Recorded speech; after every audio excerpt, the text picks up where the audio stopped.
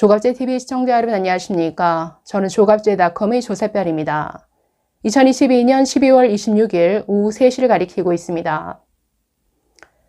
이재명 대표 사건을 수사 중인 검사들의 명단과 신상을 공개한 민주당에 대해서 많은 비판이 쏟아지고 있습니다.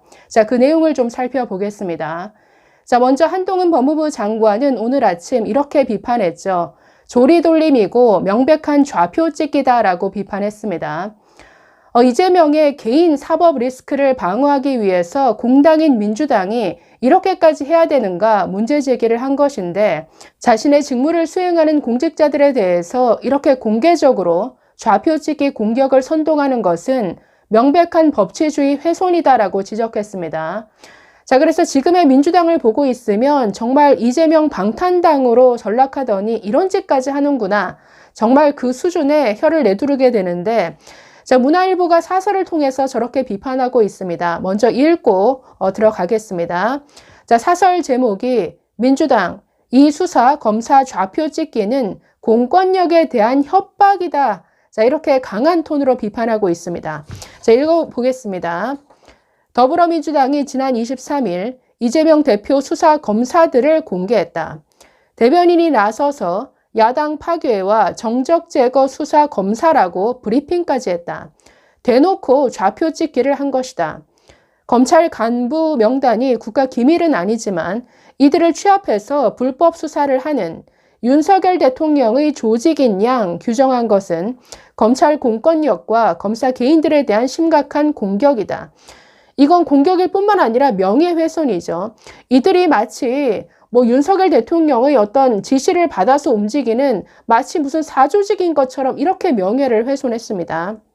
자, 계속 보시면 민주당은 당 유튜브 채널에 서울중앙지검장, 수원지검장, 성남지청장을 중심으로 검사 16명의 실명과 사진을 공개한 뒤 윤라인이라고 명시했다. 하단에는 대장동 위례개발사업 수사, 성남FC 수사 등 사건 내용을 적시했다. 향후 공개 대상을 확대할 것이라고 한다. 자, 이들이 공개한 명단은 이재명 관련 범죄를 수사하는 검사들을 아주 총망라했습니다. 대장동 위례 개발사업 수사, 성남FC 이 외에도 쌍방울 변호사비 대납 의혹, 그다음 아들 불법 도박, 또 법인카드 유용, 공직선거법 위반, 지금 관련 혐의가 한두 개가 아니죠. 그러니 관련 수사 그 명만 해도 몇 명이겠습니까? 이들 명단을 다 공개하겠다? 이러다가 대한민국 검찰 명단 다 공개할 것 같은데, 자, 이런 신상, 사진까지 공개를 한 것, 이건 정말 유례가 없는 일이죠. 자, 계속 보겠습니다. 자, 공개 의도를 짐작하기 어렵지 않다. 이 대표 지지자들이 수사 검사들을 상대로 신상 털기, 인신 공격 등 대대적인 공격과 협박을 가하게 유도함으로써 검사들을 위축시키고 수사를 무력화시키겠다는 것이다. 자, 이들은 검사 조직도에다가 사진, 그 신상까지 이름 다 공개를 했는데, 이게 추가적인 어떤 범죄가 우려되는 것이죠. 우리가 더 탐사라는 매체가 한동훈 장관을 상대로 어떤 짓까지 했는지를 다 봤습니다. 일국에 그것도 법무부 장관을 상대로 그 집을 찾아가서, 그러니까 무단 침입이죠.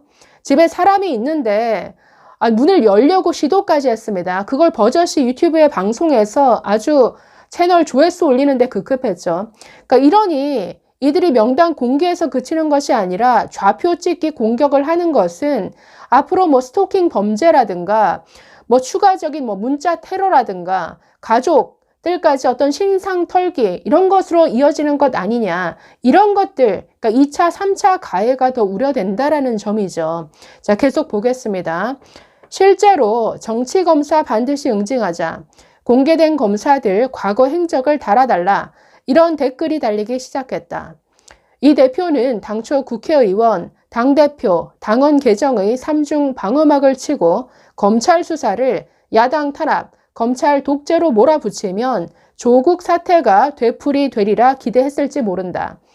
그러나 아직 그런 대규모 시위는 없었고 당내에서는 이 대표 사법 리스크를 당이 떠안아서는 안 된다는 목소리가 확산 중이다. 이 대표 연루 의혹이 광범위한 데다가 핵심 측근들이 줄줄이 구속되는 등 구체적 증거와 진술이 속속 드러나기 때문으로 풀이된다. 자, 마지막 부분입니다. 자, 민주당의 이번 행태는 실정법 위반 소지도 크다. 수사검사 협박 의도가 분명한 만큼 공무집행 방해죄 적용이 가능할 것이다. 준사법기관인 검사의 수사 방해는 형사사법체계 파괴인 동시에 삼권 분립정신을 훼손한 반민주 행태다. 당 대변인 브리핑도 그 자체로 명예훼손이다. 재발 방지를 위해 이 대표 사건과 별건으로 수사해 엄단해야 한다. 자, 이렇게 지적하고 있는데, 자, 법조계에서도 많은 비판의 목소리가 나오고 있습니다. 한 검찰 출신 변호사는 뉴시스와의 인터뷰에서 이렇게 말했습니다.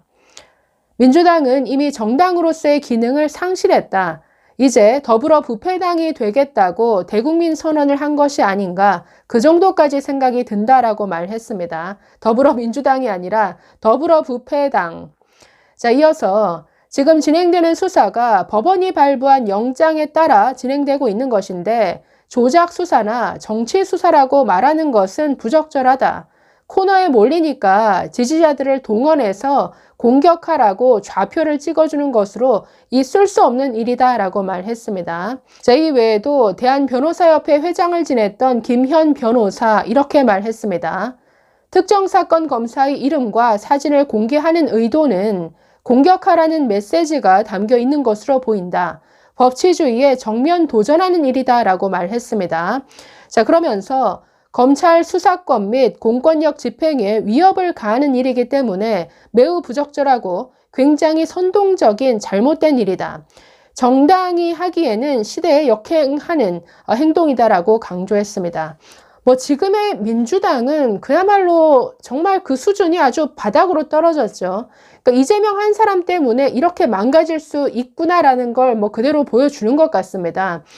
자, 이 와중에 이 모든 일의 원인인 한 사람, 이 모든 일의 배후 누구겠습니까? 이재명 대표겠죠.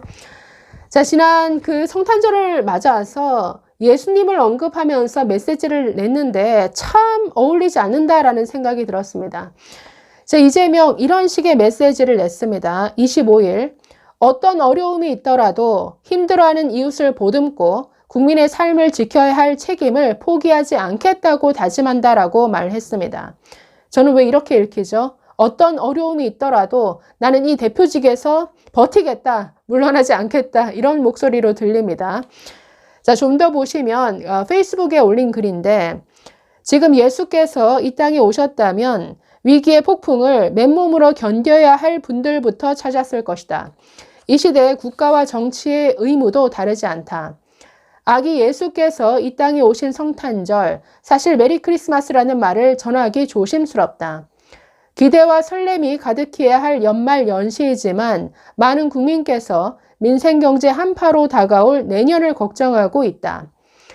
저는 이것도 이렇게 들립니다. 기대와 설렘이 가득해야 할 연말인데 앞으로 나에게 다가온 이 검찰 수사, 이 소환 조사, 이 한파 때문에 아주 걱정이 많다. 이렇게 읽히네요. 자, 이어서 이태원 참사 유족들을 비롯해 힘겨운 상황에 놓인 우리 이웃들도 계신다. 이럴 때일수록 스스로를 던져 가장 낮은 곳의 사람들을 구하고자 했던 예수님의 가르침을 되짚어 본다. 아니, 예수님의 가르침을 되짚어 본다라고 했는데 그러면 스스로를 던져서 가장 낮은 곳으로 갔던 예수님을 지금 언급하고 있는데 그러면 그 대표직에서 물러나야죠. 모든 직에서 물러나서 난 떳떳하게 정정당당하게 어떤 법에 어떤 심판을 받겠다 이렇게 나와야 맞는 것 아닙니까? 그러니까 너무나 어울리지 않는 이런 메시지라는 거죠. 자, 끝으로 산이 클수록 더 어둡고 긴 터널을 지나기 마련이다. 비록 우리 사회가 많은 위기에 직면했지만 함께 손 맞잡으면 한 발 한 발 더 나은 세상으로 나아갈 것이라 믿는다. 자, 이렇게 말했는데 이분은 참 그럴듯한 말로 포장을 잘 하는데 너무 안 어울리죠. 항상 정치 탄압을 받는 피해자 코스프레를 합니다. 그러면서 공자왈 같은 소리를 참 많이 하는데 민주주의는 계속 되어야 한다. 역사의 기록으로 남아야 한다. 대한민국은 계속 되어야 한다. 뭐 이런 식의 뜬구름 잡는 얘기를 많이 합니다. 그거 다 필요 없고 본인 검찰 수사나 제대로 받으시면 되죠. 이 민주당이 이재명과 함께 벌여온 모든 일들, 끊임없이 가짜뉴스를 만들어 퍼뜨리고 그게 거짓임이 들통나도 절대 사과하지 않죠. 잡아뗍니다. 그러면서 덮어 씌우기를 하죠. 이거 누구가 하던 행태입니까? 정과 사범, 이재명이 하던 행태죠. 입만 열면 거짓말, 잡아떼기, 덮어 씌우기, 말 바꾸기. 그러니까 이재명의 성격이 지금 민주당의 성격이 그대로 되어 버렸습니다. 자, 그래서 이재명과 운명을 함께하는 민주당은 아니 그러다간 앞으로 망할 길밖에 없죠. 참 민주당이 딱하다라는 생각이 듭니다. 감사합니다.